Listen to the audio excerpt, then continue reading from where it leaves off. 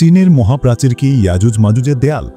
আমরা তো শুনেছি শুধুমাত্র ইনশাল্লাহ না বলার কারণে আগের দিনে চাটে ক্ষয় করে রাখা দেয়াল ভেদ করতে পারছে না ইয়াজুজ মাজুজ।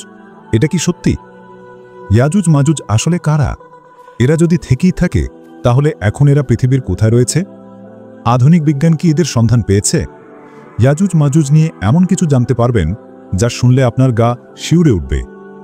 ইনশাল্লাহ না বলার কারণে আগের দিনে চাটে ক্ষয় করে রাখা দেয়াল আবার মেরামত হয়ে যায়, এটা সত্য।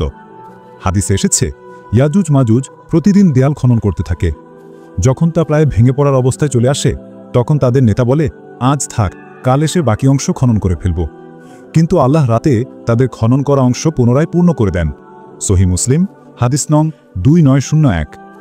এখানে ইনশাল্লাহ না বলা, যা কুরআনে সূরা কাহাফ আয়াত 23 থেকে 24-এর সাথে কানেক্টেড। আচ্ছা, আপনি কি বলতে পারবেন ইয়াজুজ মাজুজ কারা? ইয়াজুজ মাজুজ হল কোরআন ও হাদিসে বর্ণিত দুটি জাতি, যাদেরকে কেয়ামতের আলামত হিসাবে বর্ণনা করা হয়েছে। আসুন দেখি পবিত্র কোরআন মাজিদে এদের পরিচয় কি দেয়া হয়েছে। আল্লাহ বলেন, একটি সম্প্রদায় জুলকারনাইনের নিকট আবেদন করল, ইয়াজুজ মাজুজ আমাদের ধ্বংস করছে, আমরা দান দেব, তুমি আমাদের জন্য দেয়াল বানাও। জুলকারনাইন লোহা ও তামা দিয়ে একটি দুর্গম দেয়াল বানান, যা তারা ভেদ করতে পারে না, যতক্ষণ না আল্লাহ তাদের মুক্তি দেন। সূরা কাহাফ আয়াত 93 থেকে 98। তাদের পরিচয় নিয়ে আরও কিছু ব্যাখ্যা পাওয়া যায়। তাফসিরে ইবনে কাসিরে বলা হয়েছে তারা নূহ আলাইহি ওয়াসাল্লামের পুত্র ইয়াফিতের বংশধর। সহিহ মুসলিমে বলা হয়েছে তারা সংখ্যায় এত বেশি যে পৃথিবীর মানুষের তুলনায় 99 ভাগ। তাহলে প্রশ্ন হলো, এখন তারা কোথায়? তাদের সেই দেয়ালই বা কোথায়? আধুনিক বিজ্ঞান কি তাদের খোঁজ পেয়েছে?